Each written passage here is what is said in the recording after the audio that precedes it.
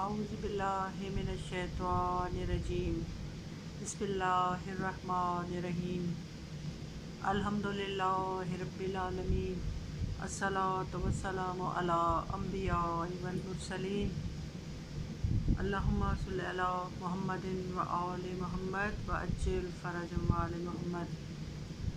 سب سے پہلے آپ سب حضرات کو، خواتین و حضرات، مومن مومنات کو القائم چینل کی طرف سے السلام علیکم۔ امید کرتی ہوں آپ سب لوگ خیریت سے ہوں گے اور آپ سب کے لیے خدمت میں آپ کی مشکلات اور ان کا حل پروگرام کے تحت آپ کے ساتھ مخاطب ہوں۔ میں نے وعدہ کیا تھا کہ میں ابھی کچھ پروگرام جو ہیں وہ ایک گھریلو مسائل کے لیے کر رہی ہوں، کیونکہ آج کل گھریلو مسائل کے لیے بہت سے میرے سے لوگ رابطہ بھی کر رہے ہیں، اور ابھی سے نہیں، بہت پہلے سے کرتے ہیں کہ آج کل جو رجحان چل رہا ہے پاکستان ہو، پاکستان سے باہر ہو، کہ میاں بیوی خاندانی مسائل، جھگڑے، فساد شروع ہو رہے ہیں اور ان کا حل کوئی نظر نہیں آ رہا۔ اس کے جو مجھے مین ریزن جو میرے ذہن میں ہے، یا میں چیک کرتی ہوں، یا میرے پاس جو مسائل آتے ہیں ان میں مجھے یہی نظر آتا ہے کہ جو گھر کے بزرگ ہیں وہ اس میں انوالو نہیں ہوتے، فیملی والے لوگ اس میں انوالو نہیں ہوتے۔ حالانکہ بات صحیح ہے، اس وقت تک بالکل صحیح ہے کہ گھر کی بات گھر تک رہے اور میاں بیوی کے درمیان کی بات باہر تک نہ پہنچے، لیکن جب آپ دیکھ رہے ہیں کہ آپس میں میاں بیوی دو جو ہیں وہ آپس میں ان کے جھگڑے سالو نہیں ہو رہے، تو اس میں بڑوں کا کردار بہت اہم ہوتا ہے۔ بڑے جو ہیں وہ اس میں اپنا کردار پیش کر سکتے ہیں، اور سب سے پہلے تو یہ بات ہوتی ہے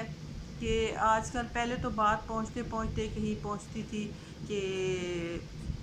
بیٹی کے گھر جھگڑا ہوا ہے، بیٹی ملی، بیٹی نے جا کے بتایا، بیٹے نے جا کے بتایا، تو بات پتہ چلتی تھی۔ لیکن آج کل چونکہ موبائل کا دور ہے، میڈیا کا دور ہے، اور بات گھر میں بعد میں ایک کمرے سے دوسرے کمرے میں جاتی ہے لیکن متعلقین تک جلدی پہنچ جاتی ہے۔ اب اس میں یہ خیال کرنا چاہیے دونوں میاں بیوی کو کہ جہاں تک ممکن ہو سکے، جہاں تک آپ کوشش کر سکیں کہ ایک دوسرے کے ذہنوں کو، ایک دوسرے کی عادات کو سمجھنے کی کوشش کریں۔ اگر اس میں ہم ناکام ہوتے ہیں، اگر اس میں ہمیں کامیابی نہیں ملتی، تو اس صورت پہ ہم یہ کر سکتے ہیں کہ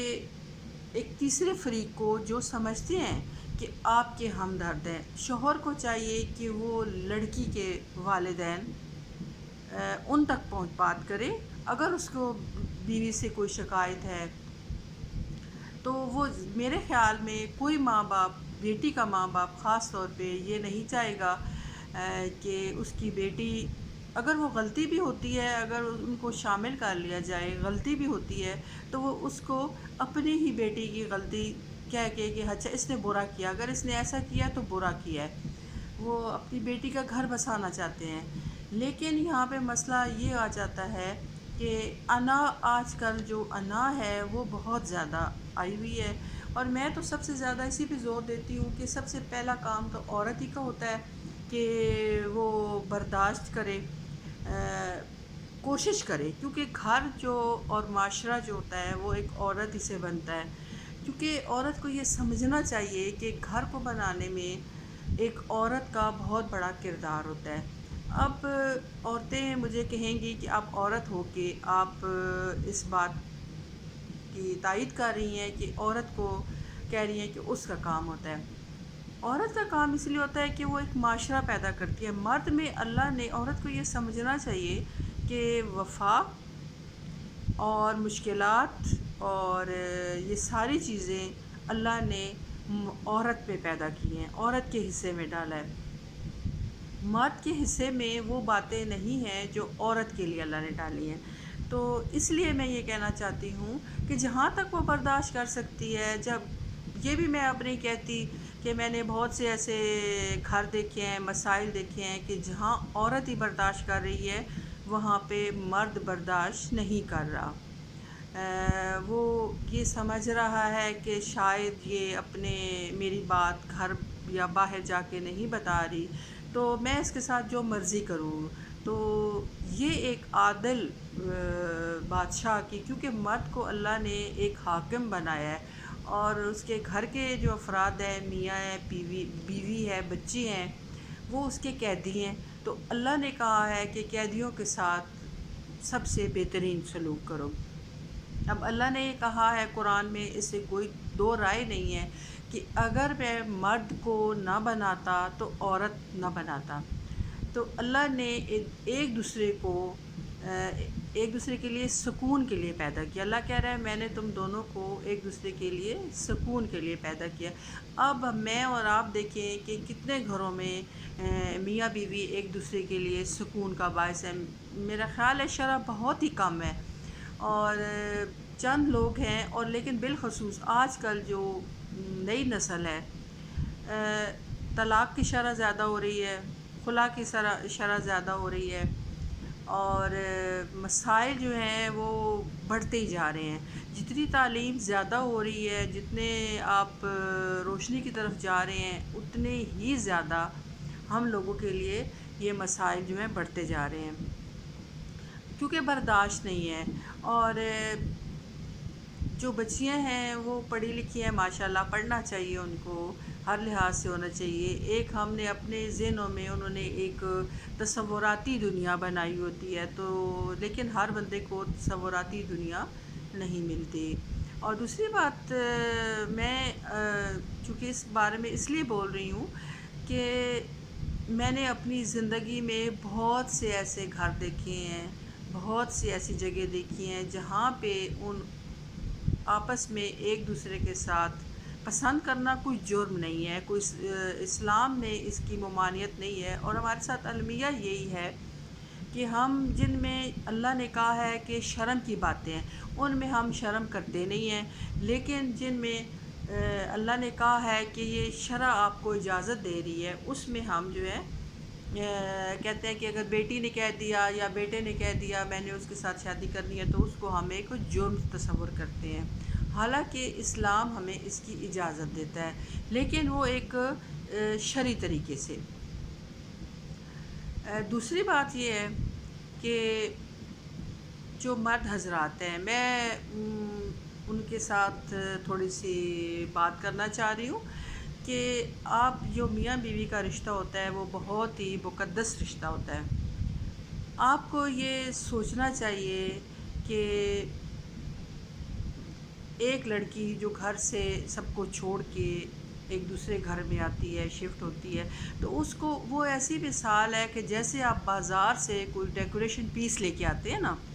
آپ گھر میں اس کو کبھی کس کونے میں رکھتے ہیں، کبھی کس کونے میں رکھتے ہیں، اور یہ دیکھتے ہیں کہ یہ کہاں پہ اچھا لگے گا، یہ ہمارے کمرے کی سجاوٹ کہاں سے اچھی ہوگی، گھر کے کس کونے میں اس کو رکھا جائے۔ تو بظاہری تو وہ انسان ہے، لیکن وہ آپ کے خاندان سے، میری ماؤں سے درخواست ہے کہ بہنوں سے ہے کہ جب آپ بھائی کے لیے اس کی بیوی لے کے آتی ہیں، بھابھی لے کے آتی ہیں، یا ساس جو ان کی ہے، ماں ہے لڑکے کی، وہ اپنے بیٹے کا گھر بسانے کے خواب دیکھتی ہے، اور اسی طرح لڑکی کے والدین کے لیے بھی ہے کہ وہ بھی ایک انتظار میں ہوتے ہیں کہ کب ہم اس فرض سے فارغ ہوں گے، لیکن جو ہی شادی ہوتی ہے وہی رشتے کسی اور میچ پہ چلے جاتے ہیں۔ اب اس میں مین کردار مرد کا ہے کہ وہ دونوں کو اپنی سائڈ سے کس طریقے سے لے کے چلتا ہے۔ اب ماں کے پاس آئے تو ایک کان میرے خیال میں مرد کا ماں کا ہوتا ہے، شادی کے بعد ایک کان جو ہوتا ہے وہ بیوی کا ہوتا ہے۔ اب ماں کے پاس جائے گا تو وہ ماں کہے گی آج سارا دن تیری بیوی نے یہ کیا، یہ کیا، وہ کیا، وہ کیا، اچھا وہ وہاں سے اپنا کان بھر کے، اور جب بیوی کے پاس آئے گا تو بیوی کہے گی کہ آج میرے ساتھ یہ ہوا، میرے ساتھ وہ ہوا، میرے ساتھ وہ ہوا، تو اس سے کیا ہوگا؟ جو آپ کا شوہر ہے، جو آپ کا بھائی ہے یا آپ کا بیٹا ہے، تو وہ اس کے ذہن جو ہے نا، وہ تو آپ نے بکھیر کے رکھ دیا۔ اللہ اور معصومین فرماتے ہیں، یا آج کل کے تو دور میں سائنس نے، نفسیات، ہمارے نفسیات نے یہ تجربے کیے ہیں اور وہ اس نتیجے پہ پہنچے ہیں کہ گھر کا سکون اگر آپ نے بچانا ہے، اس کو صحیح طریقے سے ڈیل کرنا ہے، تو وہ آپ نے، حالانکہ اس میں تو دنیا کی بات کر رہی ہیں کہ 10 منٹ تک شوہر اگر باہر سے آتا ہے تو بیوی کو چاہیے کہ 10 منٹ تک تو کم از کم خاموش رہے، اس سے کوئی سوال نہ کرے۔ لیکن اہل بیت کی طرف جائیں تو اہل بیت نے بھی یہی کہا ہے کہ شوہر جب باہر سے آئے تو اس کے لیے آپ تھوڑی دیر اسے کوئی سوال نہ کریں، کوئی اس کے ساتھ ایسی بات نہ کریں کہ جس کی وجہ سے اس کا ذہن منتشر ہو۔ اور مرد ایسی چیز ہے کہ آپ، عورت کے اختیار میں ہوتا ہے کہ وہ جس طرح اس کو چاہے، ان مردوں کو کہ جو ایک شعور رکھنے والے مرد ہیں، جو آپ کے حقوق کو جانتے ہیں، آپ اپنے والدین کے حقوق کو جانتے ہیں، وہ آپ کے لیے روٹی روزی کے لیے باہر نکلتے ہیں، تو معصومین یہ فرماتے ہیں کہ آپ ان کے ساتھ خوش اخلاقی سے پیش آئیں، ان کے چہرے پہ آپ تبسم رکھیں، اپنے چہرے پہ کوئی ایسی اگر تکلیف بھی ہے تو اس کو ظاہر نہ کریں، یہ نہیں کہ ساری ٹائم کے لیے نہ ظاہر کریں، جب وہ باہر سے آتا ہے تو اس کے لیے۔ لیکن آج ہم دیکھیں، جو ہی گھر میں مرد داخل ہوتا ہے، اچھا آپ کو سبزی کہی تھی، یہ کہا تھا، وہ کہا تھا، یہ چیز نہیں لائے، وہ چیز نہیں لائی، آپ کو یاد نہیں رہا، وہ کہہ رہا ہے کہ مجھے یاد نہیں رہا، تو آگے سے وہ کہتا ہے اچھا میری بات نہیں یاد رہتی، اب یہیں سے ہی مسئلہ شروع ہو جاتا ہے۔ آپ کو نہیں پتہ ہوتا مرد جو ہے وہ اپنے باہر کتنے لوگوں سے اسے واسطہ پڑتا ہے، گھر کی عورت کے لیے بھی بہت مسائل ہوتے ہیں۔ اب اسی معاملے میں جناب سیدہ، عورت کے لیے دوسرے گھر جانے کی سے مثال مجھے یاد آ گئی ہے کہ جناب سیدہ اور مولا امیر کائنات کی جب شادی ہوئی تو پہلے دن مولا علی نے جناب سیدہ کے چہرے پہ بہت ہی کرب دیکھا، محسوس کیا، تو مولا علی نے پوچھا کہ اے سیدہ، آپ کے چہرے پہ یہ پریشانی اور یہ کرب کس وجہ سے ہے؟ تو بی بی نے فرمایا، یہ بہت گہری بات ہے، بی بی نے فرمایا کہ مجھے اپنے باپ کے گھر سے یہاں آپ کے گھر کے آنے تک، کیونکہ بیٹی جو ہوتی ہے، عورت جو ہوتی ہے، وہ اس نے ایک زندگی کا حصہ اپنے باپ کے بہن بھائیوں کے ساتھ گزارا ہوا ہوتا ہے، مجھے ایسے لگ رہا ہے، مجھے یاد آ رہا ہے جیسے دنیا سے آخرت کی طرف کوچ کرنا۔ تو اب ہم اسے کیا، تو پھر مولا علی نے، جو حاکم تھے، تو انہوں نے بجائے اس کے، ہمارے جیسے کوئی ہوتا تو یہ بھئی بیوی نے منہ کیوں بنایا ہوا ہے، کیوں اداس ہے، اب بیوی نے تو جو بات کی ہے، ہمیں ہمارے لیے وہ مشعل راہ ہیں، ہم نے ان کی باتوں سے زندگی کو گزارنا ہے، صبر کے ساتھ، شکر کے ساتھ۔ تو مولا علی نے فرمایا کہ اے سیدہ، آئے ہم دونوں عبادت کرتے ہیں۔ اب دیکھیں کہ ہماری شادیوں میں کیا ہوتا ہے، کتنی عبادت ہوتی ہے۔ پہلے تو میرا خیال ہے مرد اور عورت 2 رکعت نماز بھی جو حاجت کیا پتہ نہیں پڑھتے تھے، اب وہ میک اپ اتنا ہوتا ہے، اتنی وہ شور و شرابہ اور یہ وہ جو ہوتی ہے، میرا خیال میں عبادت مشکل ہی سی ہوتی ہے، لیکن وہ کیا ہے، وہ یہ ایک ہمارے لیے مشعل راہ ہے پاک سیدہ، تو ہمیں ان کے، اب مثال کے طور پہ، اب مرد کو اللہ نے حاکم بنایا اور یہ کہا ہے کہ اگر میں سجدہ کرنے کے لیے کہوں تو میں آپ کے شوہر کو کہتا، اب یہ کہتا کو، اب کچھ گھروں میں اس کا غلط استعمال ہوتا ہے، وہ کہتے ہیں کہ خدا نے سجدہ ہمیں اتنا اختیار دیا ہے کہ اگر خدا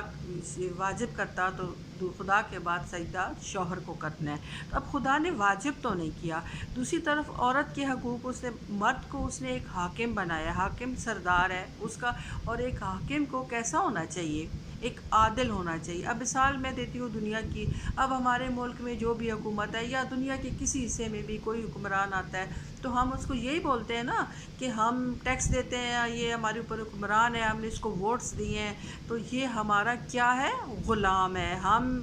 اس کا فرض ہے کہ ہمارے ہر طرح کا خیال کرے، ہمیں سے یہ شکایت ہے، وہ شکایت ہے، اب ہم اگلی دفعہ اس کو ووٹ نہیں دیں گے، اس نے ہمارے یہ بات نہیں مانی، وہ نہیں بات مانی۔ اسی طرح ایک مرد جو ہے وہ اپنے گھر کا حاکم ہے، اس کی وہ ریاست ہے، وہ چاہے 2 مرلے کے گھر ہے، کنال کا گھر ہے، 10 کا ہے، اس میں جتنے افراد رہتے ہیں وہ اس کی رعایا ہیں، اس کی رعیت ہیں۔ اب وہ اپنے آپ پہ غور کرے کہ کیا وہ اپنی رعایا کے ساتھ جو اللہ رسول نے کہا ہے وہ اس طریقے سے حاکم ہے، ایک عادل حاکم ہے۔ اگر تو وہ عادل حاکم ہے تو پھر اگر اس کی بیوی اس کی حکمیت سے، اس کی نرم دلی سے، اس کے اصول پسندی سے یا اس کے درگزر کرنے سے ناجائز فائدہ اٹھاتی ہے تو وہ کیا ہے؟ وہ خدا کی مجرم ہے۔ اور خدا کے جو مجرم ہے اس کا تو پھر میں اور آپ سوچ نہیں سکتے کہ اس کا کیا انجام ہوگا۔ تو اس لیے اب مثال کے طور پہ جب اللہ نے کہا ہے کہ آپ اپنے شوہر کی اجازت کے بغیر ایک فقیر کو خیرات نہیں دے سکتی، اب یہ نہیں کہ اللہ منع کر رہا ہے کہ آپ ایک فقیر کو خیرات نہ دیں، اب بیوی پہ اتنی زیادہ سختی ہو گئی ہے یا وہ نہیں کر سکتی، اس کا کیا طریقہ ہے آج کل کے دور میں؟ اب کتنے گھروں میں ہوتا ہے، اب ہم اس چیز کا خیال نہیں رکھتے۔ تو اس کے لیے بہترین طریقہ یہ ہے کہ آپ اپنے شوہر کو، میں نے کتنے لوگوں سے کہا کہ بھئی ہمارا یہ جو آ جاتا ہے، یہ دینا پڑ جاتا ہے، وہ کرتا ہے، کیا کریں؟ تو میں نے کہا آپ ایک ہی دفعہ اللہ کے احکام کے مطابق اپنے شوہر سے کہیں کہ آپ اگر گھر میں نہیں ہوتے، اگر کوئی مہمان آ جاتا ہے، اگر کوئی مانگنے والا آ جاتا ہے، اگر میرے پاس کچھ چیز ہے تو اگر اس کو میں دینا چاہوں تو آپ مجھے ایک ہی دفعہ اجازت دے دیں کہ میں وہ کام کروں۔ اور دوسری بات یہ ہے کہ عورت جب تک اپنے گھر سے شوہر کی اجازت کے بغیر یا اسے بتائے بغیر، اس کے علم میں لائے بغیر گھر سے نکلتی ہے تو اتنی دیر فرشتے اس پہ کیا کرتے ہیں؟ لعنت کرتے ہیں۔ تو میری بہنوں سے درخواست ہے، بیٹیوں سے درخواست ہے کہ یہ باتیں بہت چھوٹی ہیں۔ آج کل میں ہر گھر میں دیکھتی ہوں کہ زیادہ حکمرانی عورتوں کی ہے، مردوں کی حکمرانی بہت کم ہے۔ میں نے اکثر یہ گھروں میں یہ مسائل دیکھے ہیں، اور جہاں پہ ابھی میں بیٹھی ہوئی ہوں اس سرزمین پہ بھی میں نے بہت سے مسائل دیکھے ہیں اور یہ فیملی گھریلو حالات دیکھے ہیں، اور الحمدللہ اللہ سب کو توفیق دے کہ سب سے بڑا جہاد جو ہے میاں بیوی کے اختلافات کو دور کرنا، وہ جہاد سے بھی زیادہ آپ کے لیے بہت اجر و ثواب رکھتا ہے۔ تو ہم کیا کرتے ہیں، ہم جو ہی دیکھتے ہیں کسی گھر میں تھوڑا سا فساد ہو رہا ہے، تھوڑا سا میاں بیوی کی آپس میں ہے، تو ہم تھوڑی سی آگے تیل بھی چھڑکتے ہیں، کوئی آتا ہے وہاں پہ وہ تیلی کا بھی کام کرتا ہے، جلا دیتا ہے۔ تو اس کے لیے میری سب لوگوں سے درخواست ہے کہ جہاں بھی آپ دیکھیں کہ کوئی میاں بیوی آپس میں، ان کا آپس میں کسی بات پہ اختلاف ہو گیا ہے، تو جو دوست احباب ہوتے ہیں وہ انہی کا کام ہوتا ہے زیادہ تر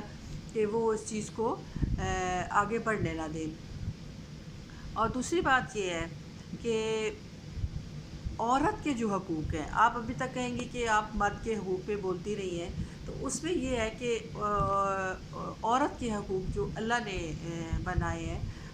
وہ یہ ہے کہ اللہ کہہ رہا ہے کہ تم عورت کو، جب حضرت آدم علیہ السلام اور حوا کی تخلیق ہوئی، زمین پہ آئے، تو جب حضرت حوا کو پیدا کیا گیا تو اللہ نے کیا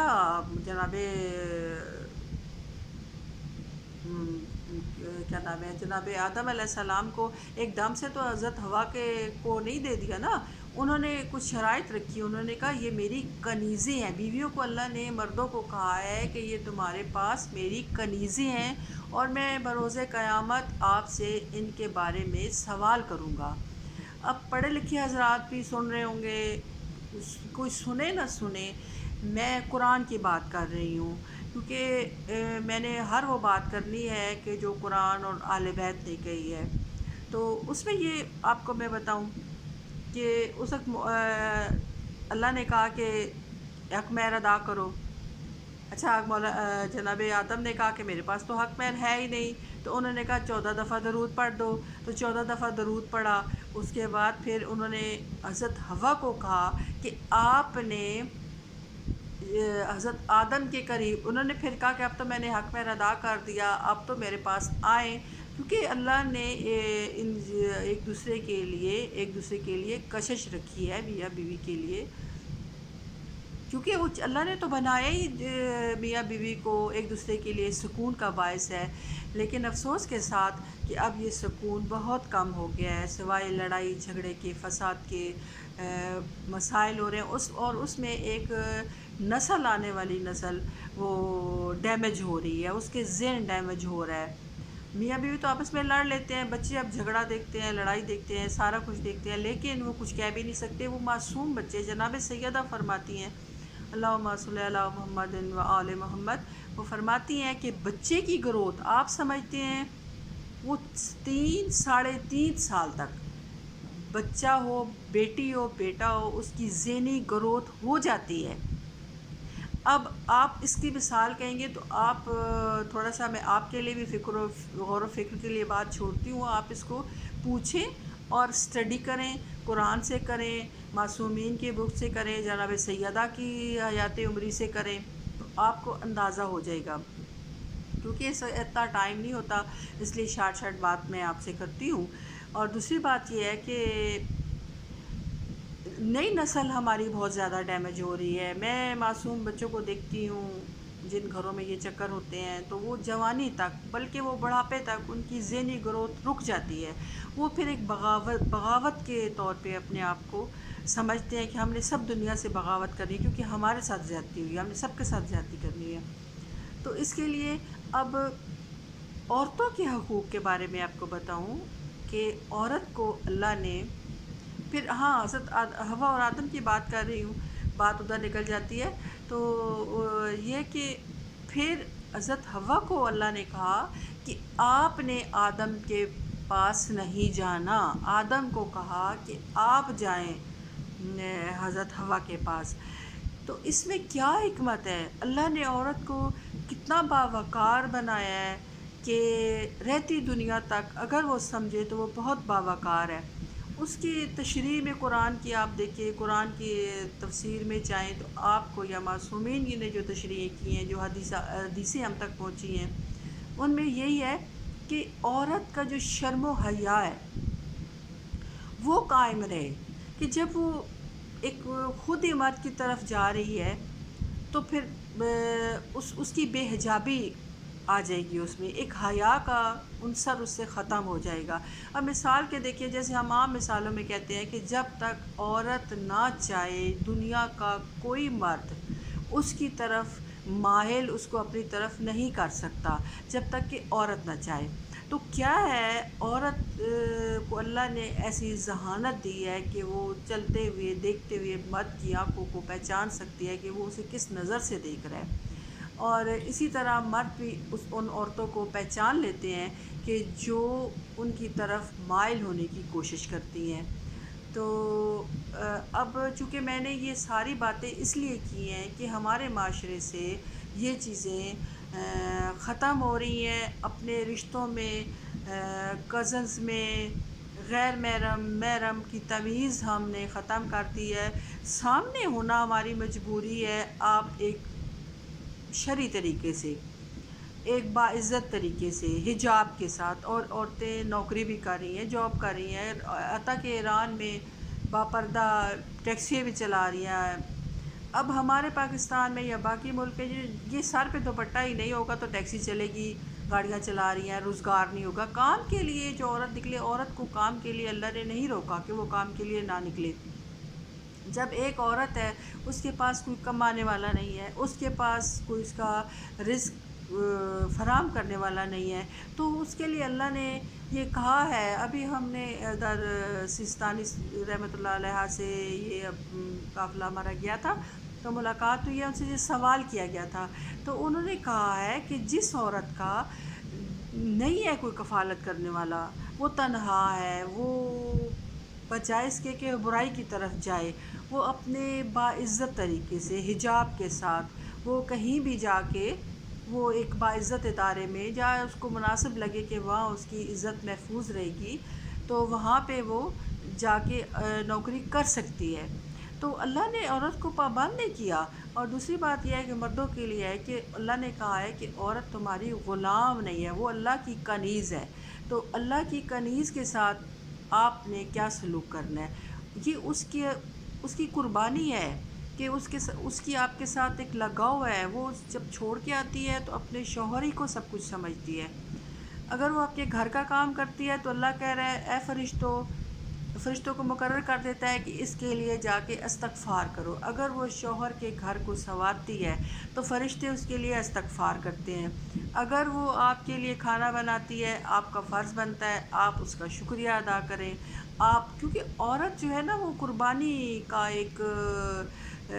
بہت بڑا خزانہ ہے۔ وہ آپ جس سے لیکن اس کے بدلے میں وہ کیا چاہتی ہے؟ صرف آپ کے سے اپنی عزت، آپ سے مرد سے اپنی رسپیکٹ چاہتی ہے۔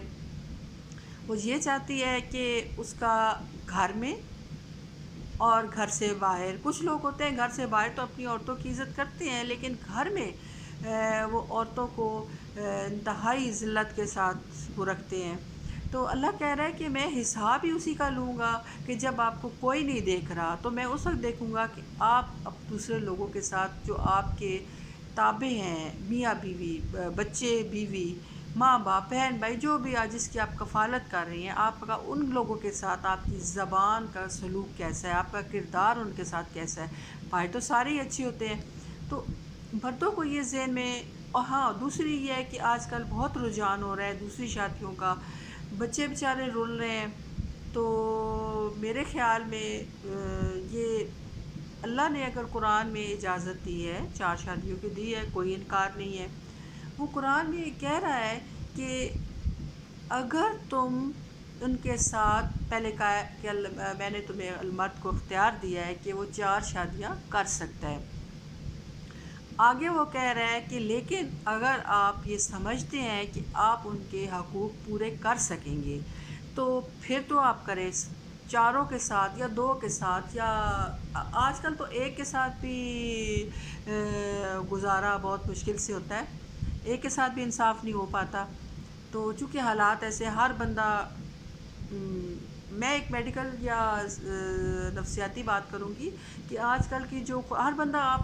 خود نوٹ کرتے ہوں گے کہ ہر بندہ اتنا ہائپر ہوتا ہے، ہر بندے کو شوگر ہے، ہر بندہ بلڈ پریشر کا مریض ہے، ہر بندے کو کوئی نہ کوئی ذہنی ٹینشن ہے۔ اس میں معصومین فرماتے ہیں کہ ہم جو غذا کھاتے ہیں اس کا ہمارے وجود پہ، ہماری شخصیات پہ بہت اثر ہوتا ہے۔ اب ہم مثال کے طور پہ، پہلے ہم لوگ دیسی چیزیں کھاتے تھے، ہمارے آباء و اجداد، ہماری نسل تک خالص کچھ نہ کچھ چیزیں تھیں۔ اب کیا ہے، اب ہر چیز جو ہے وہ کھاد سے ہے، کھاد کی چیز سے بن رہی ہے، ہمیں نہیں پتہ وہ حلال ہے وہ حرام ہے۔ اب مثال کے طور پہ اب ہر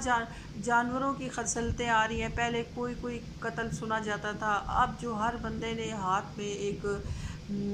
کلاشنکوف اٹھائی ہوئی ہے، وہ چاہے زبان سے ہو، چاہے وہ ہاتھ میں ہو، چاہے جیسے بھی ہو، وہ چلائی جا رہا ہے اور اپنے آپ کو جہنم کی طرف دھکیلے جا رہا ہے۔ تو اس لیے معصومین کا فرمان اسی لیے ہے کہ کم کھاؤ، اچھا کھاؤ، حلال کھاؤ۔ اس کا شخصیت پہ بہت اثر پڑتا ہے، کیونکہ آج کل جیسے سرچ ہوئی ہے یہ برائلر جو فارمی کیا کہتے ہیں، انڈے ہیں، فارمی مرغیاں ہیں، آج کل تو ہر چیز فارمی ہے، دودھ، جوس، جو بھی آپ لے لیں سب میں کچھ نہ کچھ کیمیکلز ہیں۔ اس سے کیا ہو رہا ہے، ہماری جوان نسل جو ہے، وہ بچے جو ہیں وہ اپنی ایج سے زیادہ، اب یہ میں نہیں کہہ رہی، یہ پوری دنیا نے، جن لوگوں نے یہ چیزیں بنائی ہیں وہی ہمیں بتا رہے ہیں کہ اس سے بچوں کے ہارمونز جو ہیں وہ تیزی سے گروتھ کرتے ہیں۔ اب جو گروتھ جن ہارمونز نے 14 یا 15 سال کی عمر میں کرنا ہے یا 18 سال کی عمر میں اس نے اس ایج پہ اس پوزیشن میں آنا ہے، وہ آج کل 8 سال، 9 سال، 10 سال کی ایج کی بچیوں اور بچوں میں آ رہی ہے۔ اور آپ اپنے معاشرے میں بھی دیکھیں کہ کیا ظلم ہے، کوئی کسی رشتے کی تمیز نہیں ہے، سب کے ذہنوں میں جنون ہے، سب کے ذہنوں میں ایک حرام جیسی کیفیت جو ہے وہ چل رہی ہے، اور اس طرف بہت زیادہ ہمیں ضرورت ہے کام کرنے کی اپنے گھروں میں، اپنے بچوں کے ساتھ، اپنی آنے والی نسل کے ساتھ. جب بچوں نے ہمیں کہہ دیا ہے کہ آپ اس دور کے نہیں ہیں، آپ پرانے لوگ ہیں، آپ کو کیا پتہ، تو ہم بڑے لوگوں نے، ماں باپ نے، سب جتنے اس نسل کے بزرگ ہیں، سب نے یہ تسلیم کر لیا ہے، ہتھیار ڈال دیے ہیں کہ واقعی ہم بہت پیچھے ہیں، یہ نسل آج کی ہے، اس کو زیادہ پتہ ہے. لیکن اب اگر ہم سوچیں تو ہمارے والدین، ہمارے آبا و اجداد جو اس دنیا سے جا چکے ہیں، جنہوں نے اتنے اتنے عالم جید علماء پیدا کیے ہیں اور ان کی پرورش کی ہے، آج وہ کسی مقام پہ ہیں، جن کے پاس جن کی مائیں پڑی ہوئی نہیں تھی، جن کے پاس کوئی ایسی سہولت نہیں تھی، وہ گھروں سے تو نکلتی بھی نہیں تھی، وہ تو پردہ، اتنا پردہ ہوتا تھا، انہوں نے دنیا دیکھی ہوئی نہیں تھی کہ وہ جس سواری پہ جاتی تھی، ڈاکٹر کے پاس بھی جانا تو پردے لگے ہوئے ہوتے تھے کہ تاکہ کوئی باہر کا بھی نہ دیکھے اور یہ باہر والوں کو نہ دیکھے، ایک حجاب تھا. اور لیکن ان کی اولاد کی تربیت ایسی تھی کہ آج کل کی اگر پڑھی لکھی مائیں ہیں تو وہ بھی ویسی نہیں کر پا رہی، اور ہم نے ہتھیار ڈال دیے ہیں. تو میری آپ لوگوں سے یہ درخواست ہے کہ اپنے بچوں کے آگے ہتھیار نہ ڈالیں. اب یہ کہہ دیتے ہیں کہ سنتے نہیں ہیں، کیوں نہیں سنتے؟ آپ اگر جو جیسا بچہ ہے، جیسا اس کا ذہن ہے، جیسی اس کی سوچ ہے، جیسا اس کا رویہ ہے، آپ اس کو پڑھائیں، اچھی تعلیم دیں. اور خاص طور پہ میں ہر فیلڈ میں ہمارے جو شیعان علی ہیں، بچیاں آگے بڑھیں، کیونکہ یہ ہمارا علم، ہمارے میراث ہے. ہم بہت پیچھے رہ گئے ہیں، یہ سارا علم ہمارا ہے، ہمارے آبا و اجداد کا ہے، ہمارے معصومین کا ہے، جو ہمیں اس کو کرنا چاہیے، لیکن ہم نے اس کا وہ استعمال نہیں کیا. نہ ہم نے اپنے مذہب کی تبلیغ کی ہے، سوائے معذرت کے ساتھ، سوائے مجالس کے، سوائے خطیب بلا کے ان کو سن لیا، لیکن کسی علماء سے ہم نے یہ ڈیمانڈ نہیں کی کہ آپ ہمیں اپنی روزمرہ زندگی کے بارے میں بھی تبلیغ کریں، ہمیں یہ بھی بتائیں کہ ہمیں زندگی کیسی گزارنی چاہیے. کیا ماں باپ کا دخل اولاد کی زندگیوں سے نکال دینا چاہیے؟ یہ تو مشرکوں کا بنایا ہوا اصول ہے کہ بچہ بڑا ہو گیا تو ہم نے اس کو کچھ کہنا نہیں ہے، ہم نے اس کو ڈانٹنا نہیں ہے، کیونکہ وہ فوراً کال میں لاتا ہے، آ کے ماں باپ کو لے جاتے ہیں. اب میرے رابطے میں بہت سے باہر کے لوگ ہیں،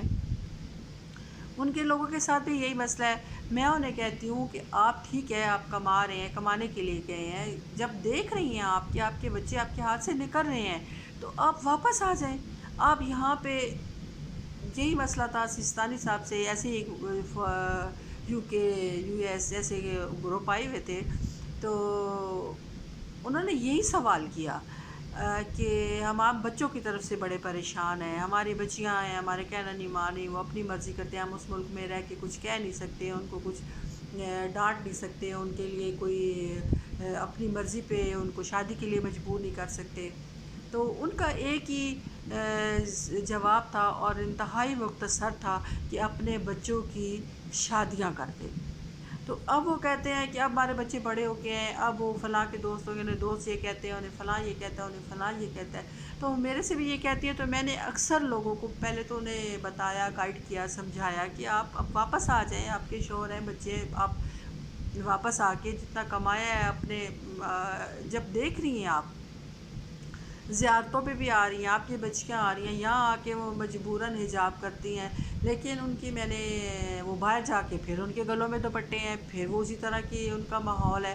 تو پھر ہم ان سے کیا گلہ کریں؟ ہم اپنی نسل سے گلہ نہیں کر سکتے، ہم اپنے نسل کو بگاڑنے میں ہمارا ہاتھ ہے. تو جس کی وجہ سے گھروں میں ٹینشنیں ہیں، میاں بیوی آپس میں لڑ رہے ہیں، اولاد ماں باپ کے ساتھ کہنا نہیں مان رہی، وہ ان کے ساتھ، وہ کہتی آپ کو کچھ پتہ نہیں، وہ کہتے ہیں آپ کو کچھ پتہ نہیں، جس کی وجہ سے یہ سارے مسائل جنم لے رہے ہیں. تو میں نے کہا کہ یہ تھوڑا سا ہر بندہ، یہ میری نہیں، آپ سب کی ذمہ داری ہے. ضروری نہیں ہے کہ آپ کے پاس کوئی پلیٹ فارم ہو، آپ کے پاس ممبر ہو، آپ کے پاس کوئی میڈیا کا ماحول ہو، آپ کا اپنا گھر ایک بہترین گھر ہے. سب لوگوں نے سنا ہوگا کہ چونکہ آج انہی دنوں میں امام خمینی رحمۃ اللہ علیہ کی برسی کے دن ہے، تو وہ جب ضیاء الحق صاحب ان کے پاس گئے تو انہیں کہا کہ میں آپ سے ایک بات کرنا چاہتا ہوں، تو انہوں نے کہا کہ جی کریں۔ تو انہوں نے کہا کہ میں اپنے ملک میں اپنے پاکستان کو ایک اسلامی ریاست بنانا چاہتا ہوں، اس میں اسلامی قانون لاگو کرنا چاہتا ہوں۔ تو امام خمینی نے سب کو پتہ ہے، میں رپیٹ اس لیے کر رہی ہوں کہ جب تک ہم یہ باتیں رپیٹ نہیں کرائیں گے، اپنے بچوں کو بتائیں گے نہیں، ہم خود اپنی ذات کو نہیں بتائیں گے، تو ہمارے میں یہ چیزیں راسخ نہیں ہوں گی۔ ہمارے ذہنوں سے ہمارے بچوں کو، آپ رات کو بیٹھے تھوڑی دیر کے لیے بچوں کے ساتھ ڈسکشن کریں، بچوں کے ساتھ اسلام کے بارے میں کریں، امام زمانہ کے بارے میں کریں۔ ہم نے امام زمانہ کے بارے میں بتائیں، کتنے بچوں کو پتہ ہے؟ پتہ ہی نہیں ہے۔ اب مثال کے طور پہ آپ گھر میں کوئی تصویر لگا لیں امام زمانہ کی، ایک جگہ فریم، خالی فریم لگا لیں، ان کا نام لکھ کے لگا لیں۔ بچے پوچھیں گے، چھوٹے بچے پوچھیں، بچے سلام کرو، یہ ہمارے وقت کے امام ہیں، یہ آئیں گے، یہ فلاں ہے فلاں ہے۔ جب ان کو آپ تھوڑا سا یہ گائیڈ کریں گے تو ان کے ذہنوں میں ایک نقشہ ہوگا، وہ جہاں بھی کہیں جائیں گے وہ ان کے ذہنوں میں ہوگا۔ گھر میں گفتگو کریں ان کے ساتھ، اور نماز کے لیے ان کو اپنے ساتھ کھڑا کریں۔ اب کتنے بچے ہیں وہ کتنی ایج پہ پہنچ گئے ہیں، وہ نماز نہیں پڑھ رہے۔ تو میں تو اکثر بچوں کو کہتی ہوں، جو بھی مجھے ملتا ہے، یہ نہیں میرے اپنے خاندان کی ہو، کوئی ہو اور ہو، کہ اگر میں آپ کے کوئی کام آتی ہوں، مثال کے طور پہ میں مثال اپنی دیتی ہوں کہ اللہ کی دی ہوئی طاقت فضل سے، معصومین کے کرم نوازی سے میں کسی کے کام آتی ہوں، روحانیت کے لحاظ سے، یا جو کچھ بھی میرے پاس اللہ کا دیا ہوا ہوتا ہے، علم ہے، وہ میں آگے دیتی ہوں، اس سے لوگوں کو شفا ملتی ہے، وہ اس سے فیاض ہوتے ہیں۔ تو وہ یقین جانیں، وہ شکریہ کر کر کے وہ تھکتے نہیں ہیں۔ دعائیں تو ضرورت ہوتی ہیں، میں کہتی ہوں صرف دعائیں دیا کریں، شکریہ خدا کا ادا کریں کہ جس نے مجھے آپ کا وسیلہ بنایا۔ اور پھر میں کہتی ہوں کہ آپ مجھ سے بات کرنے سے پہلے اپنے اللہ کے آگے 2 رکعت نماز پڑھیں اور کہیں مالک، جو بھی کچھ تو نے ہمارے ساتھ ہو رہا ہے وہ تیرے علم میں ہے، اور ہم فلاں بندے کے پاس جا رہے ہیں، فلاں بندے سے یہ بات کر رہے ہیں، تو اس کو ہمارا وسیلہ بنانا، کیونکہ انسان ہی انسان کا وسیلہ ہے، اور خدا کی ذات ہے، اور معصومین کے توسل سے، معصومین کی کرم نوازی سے اس میں شفا بھی ہوتی ہے، اس میں انسان کامیابی بھی ہوتی ہے، اور بندے کو سکون ملتا ہے۔ تو میں کہتی ہوں اسی طرح اللہ نے آپ کو اتنی نعمتیں دی ہوئی ہیں، آپ نے کبھی اپنے سے نیچوں کو دیکھا ہے؟ اللہ بار بار قرآن میں کہہ رہا ہے کہ اپنے سے نیچوں کو دیکھو۔ تو کتنے لوگ ہم میں سے ہیں کہ جو اپنے سے نیچوں کو دیکھتے ہیں؟ ہم تو اپنے سے اوپر ہی کو دیکھتے ہیں، اس کے پاس گاڑی ہے، اس کے پاس بنگلہ ہے، اس کے پاس سب کچھ ہے، اور الحمدللہ میں اس سرزمین پہ بیٹھ کے، ایک مقدس سرزمین جس پہ اللہ اور اس کے فرشتے ان ہستیوں پہ درود و سلام بھیجتے ہیں، اور میری خوش نصیبی ہے، میں اس کا جتنا شکر ادا کروں اتنا کم ہے کہ میں یہاں بیٹھ کے اور اپنے خدا اور اپنے وقت کے امام کے لیے کچھ نہ کچھ بول تو رہی ہوں نا، چاہے وہ میرا بولنا آپ کو کیسا لگے، برا لگے، لیکن اللہ یہ نہیں کہہ رہا کہ کوئی آپ کی بات اچھی کہے گا تو آپ بولیں، کوئی آپ کو پسند کرے گا تو آپ بولیں، نہیں، انہوں نے کہا، اللہ کہہ رہا ہے قرآن میں، رسول کہہ کے گئے ہیں، معصومین کہہ کے گئے ہیں، کیونکہ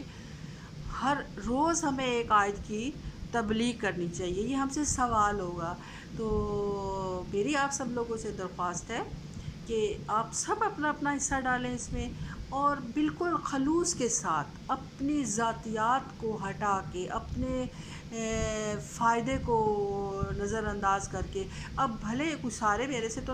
خوش تو نہیں نہ ہوں گے، اب کسی کو میری باتیں اچھی لگے گی، کسی کو نہیں اچھی لگے گی، جس کو اچھی لگی وہ تو خوش ہوگا، یا جن کے میں کام آئی ہوئی ہوں وہ تو کہ ان کو تو اچھی لگی ہوگی کہ ہاں بھائی یہی بندہ ہے، اگر جو پہلی دفعہ سن رہے ہیں یا جن کا یہ تسلیم نہیں کرتا، کہ کیونکہ حق بات کو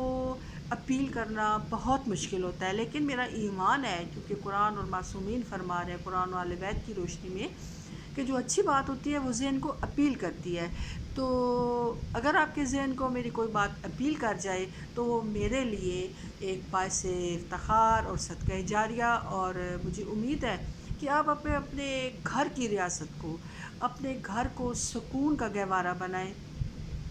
اور ایک بات آخر میں یہ کرنا چاہ رہی ہوں کہ میرے پاس جو آتی ہیں یا آپ لوگوں کے ذہن میں ایک سوال ہوگا کہ کچھ عورتوں کی زندگی گزر جاتی ہے قربانی دیتے دیتے، لیکن ان کے ساتھ ظلم کی انتہا ہوتی ہے.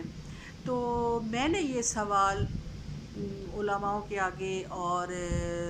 جہاں تک میری پہنچ ہو سکتی ہے میں نے ان سے سوال کیا ہے کہ اگر کوئی عورت جس کے ساتھ وہ قربانیاں بھی دے رہی ہے، وہ سب کچھ برداشت کر رہی ہے، لیکن اس کے باوجود بھی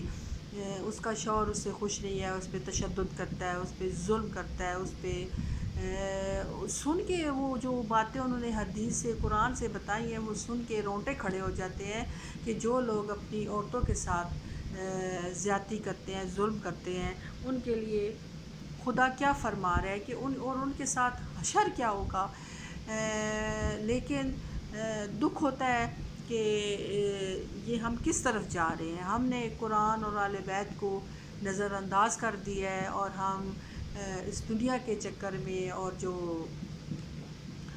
شیطانی قوتیں ہیں ان کے چکروں میں آ کے اور ہم اپنے دین سے دور ہو رہے ہیں. تو مجھے یقین ہے آپ القائم چینل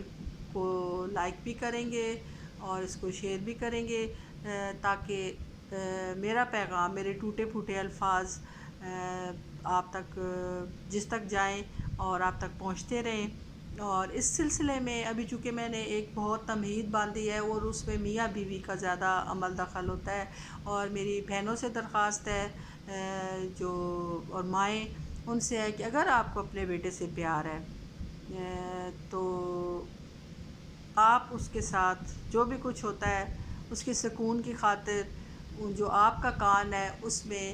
اچھی بات ڈالیں. اگر آپ اپنے بیٹے کو خوش دیکھنا چاہتی ہیں، اپنے گھر کا سکون برباد نہیں کرنا، اور ان بہنوں سے درخواست ہے جو بیوی کی صورت میں ہیں، اگر ان کو اپنے شوہر سے، اپنے بچوں سے پیار ہے، کیونکہ جو شوہر ہوتا ہے وہ ان کے بچے ہیں تو وہ ان کا سربراہ ہے، ان کے لیے ایک چھاؤں ہے. باپ کا سایہ بہت ہی گھنا سایہ ہوتا ہے. آپ ان سے پوچھیں جن کے نہیں ہیں، تو ان کی خاطر آپ درگزر کریں. اور جو شوہر ظلم کرتے ہیں، اور میری ان سے درخواست ہے کہ وہ کم از کم چوری سے پڑھ لیں اس چیز کو کہ بیویوں پہ شو نہ کریں. کوئی بات نہیں، کوئی بات نہیں، اگر آپ صراط مستقیم پہ آنا چاہتے ہیں تو آپ اس چیز کو اسٹڈی کریں. گالی دینا، مارنا، مثال کے طور پہ یہاں تک حکم ہے کہ اگر بچے کے چہرے پہ آپ نے تھپڑ مارا اور اس کے چہرے پہ نشان پڑ گیا تو آپ کو اس کا قصاص دینا ہے بروز قیامت. اب آپ سوچ لیں، اب جو شوہر اپنی بیویوں کو مارتے ہیں، اب مثال میں بعض بندوں کو دیتی ہوں کہ امیر مختار کی بیوی دیکھیں، حضرت نوح کی بیوی دیکھیں، حضرت امام حسن کی بیوی دیکھیں. کیا آپ مرد حضرات ان سے بھی زیادہ ہیں؟ اور ابھی مجھے ایک واقعہ یاد آ رہا ہے، میں آپ کے گوش گزار کرتی ہوں، اسے سمجھ آ جائے گی ان مردوں کو کہ جن کی بیویاں اور بیویوں سے بھی درخواست ہے کہ وہ اپنے لہجے، اپنے اس کو نرم رکھیں. اگر اس کے باوجود بھی اگر ان کے شوہر ان پہ ظلم کرتے ہیں تو یہ ان شوہروں کی بد نصیبی ہے، اور کہ وہ ایک اپنے سکون شدہ گھر کو جہنم بنا رہے ہیں. تو ایک واقعہ عراق کا ہے یا ایران کا، غالباً ایک دم سے میرے ذہن میں آ گیا. ایک بندے کو کوئی مسائل تھا، جیسے ہم لوگوں کو مسائل ہوتے ہیں تو ہم رجوع کرتے ہیں کہ کسی عالم سے، کسی شیخ سے. تو اس بندے کو کوئی مسائل تھا تو اس نے کہا کہ میں جاتا ہوں میں اپنی مسائل کے لیے شیخ کے پاس. وہ گیا، گھر میں اسے دگلباب کیا تو اندر سے خاتون بولی کہ کون؟ تو انہوں نے کہا کہ اس بندے نے کہا کہ شیخ صاحب ہیں. تو وہ کہنے لگی کہ کون شیخ؟ تو انہوں نے کہا کہ انہیں نام لیا. انہوں نے کہا میرے کچھ کیا کام ہے؟ نام ہی لیو کہ کیا کام ہے؟ تو اس بندے نے کہا کہ مجھے ان سے کام ہے، میں نے کوئی ان سے باتیں پوچھنی ہیں یا مسائل پوچھنے ہیں، کوئی مسئلوں کا حل پوچھنا ہے، تو آگے سے وہ پردے سے کہتی ہیں کہ کون شیخ، کہاں کا شیخ؟ وہ سارا دن ایسے ہی اس کے پاس اپنے پاس کیا ہے، جیسے حضرت یعقوب یا نوح کی بیوی جیسے اوروں کی بیویاں کہتی رہی ہیں، تو کس دور کی بات ہے، کوئی اتنی دور کی بات بھی نہیں ہے۔ تو بڑا اسے پریشانی ہوئی کہ بھائی میں نے تو شیخ کی بڑی تعریف سنی ہوئی تھی، اور اندر سے وہ جانے لگا تو وہ ایک تندور والا تھا، اس سے پوچھتا ہے کہ یہاں شیخ ادھر ہی رہتے ہیں؟ تو اس نے کہا ہاں شیخ تو ادھر ہی رہتے ہیں۔ تو وہ کہتا ہے کیوں؟ وہ کہتے ہیں کہ اس وقت شیخ کہاں ہوں گے؟ تو اس نے کہا، تندور والے نے کہا کہ اس وقت شیخ جنگل میں گئے ہوئے ہیں، وہ لکڑیاں کاٹ کے لاتے ہیں اور میرے آگے بیچتے ہیں، اور میں ان لکڑیوں سے اپنے تندور کا کام چلاتا ہوں، اور ان کا وہ اپنا خرچہ اس سے چلاتے ہیں۔ تو وہ جنگل کی طرف چل پڑا، سامنے اس سے دیکھا کہ ایک بہت ہی لاغر سے انسان آ رہا ہے، اور ساتھ ان کے شیر ہے، شیر کی پیٹھ پہ لکڑیاں رکھی ہوئی ہیں۔ تو وہ بڑا دیکھ کے اسے تعجب ہوا، تو اس نے کہا کہ نام لیا، اس نے کہا کہ یہاں شیخ کوئی ہیں تو کون، آپ جانتے ہیں انہیں؟ تو انہوں نے کہا وہ شیخ میں ہی ہوں جن کا تم پوچھ رہے ہو۔ تو انہوں نے کہا کہ معذرت کے ساتھ میں آپ کے گھر گیا تھا، لیکن آپ کے گھر میں جو کام کرنے والی تھی تو انہوں نے تو آپ کے بارے میں بہت برا کچھ کہا۔ تو انہوں نے کہا تو بیٹھ جا، تو اپنے مسائل بتا۔ وہ بیٹھ گیا، تو انہوں نے شیر سے وہ ڈرا، تو انہوں نے کہا نہیں نہیں، تمہیں کچھ نہیں کہے گا۔ تو انہوں نے کہا کہ ایک بات کیا ہے؟ تو انہوں نے کہا بھی آپ کے کام والے نے مجھے آپ کے بارے میں کچھ اچھے الفاظ نہیں بولے۔ تو شیخ صاحب نے کہا کہ ذرا خیال سے وہ میری زوجہ ہے۔ تو وہ بڑا حیرت پہ ہوا وہ بندہ، تو وہ کہتے ہیں کہ تم حیرت میں نہ ہو، میں اس کو برداشت کر رہا ہوں، اور شیر میرے تابع ہے، شیر مجھے، یہ شیر میرے تابع ہے، اور میں اس کے اوپر اپنی لکڑیاں لاد کے لے کے جا رہا ہوں۔ تو یہ بھی ایک ہے، اور میں پھر کہتی ہوں کہ بھائی کوئی بات نہیں، کہ امیر مختار کی بیوی کو دیکھے، محمد صلی اللہ علیہ وسلم کی بیوی کو دیکھے، ظاہر سے وہ آگے میں وہ انہوں نے کوئی طلاق دے سکتے تھے، مار سکتے تھے، سب کچھ کر سکتے تھے، آگے سے وہ کہتے ہیں کہ کیا میں تمہارے ساتھ انصاف نہیں کرتا تھا، یا میرے سے کوئی غلطی ہو گئی ہے؟ بلکہ وہ اپنی کوتاہی پوچھ رہے ہیں کہ تمہارے ساتھ میں نے کیا اچھا سلوک نہیں کیا؟ تو اس لیے میں آخر میں آپ سب سے درخواست کرتی ہوں کہ اللہ سب کے گھروں میں سکون پیدا کرے، اور آپ کے گھر شاد و آباد رہیں، اور آپ سب سے امید کرتی ہوں کہ آپ میری ان باتوں پہ تھوڑا سا غور کریں گے، اور جو ظلم کرتے ہیں، پھر وہ جو میں نے ابھی ایک بات بیچ میں رہ گئی تھی، وہ میں پھر آپ کے ساتھ شیئر کروں گی کہ جن عورتوں کے ساتھ ظلم ہوتا ہے اور انہیں کہاں تک سہنا چاہیے، ظلم کہاں تک سہنا چاہیے، اس کے بارے میں اگلی ویڈیو کروں گی۔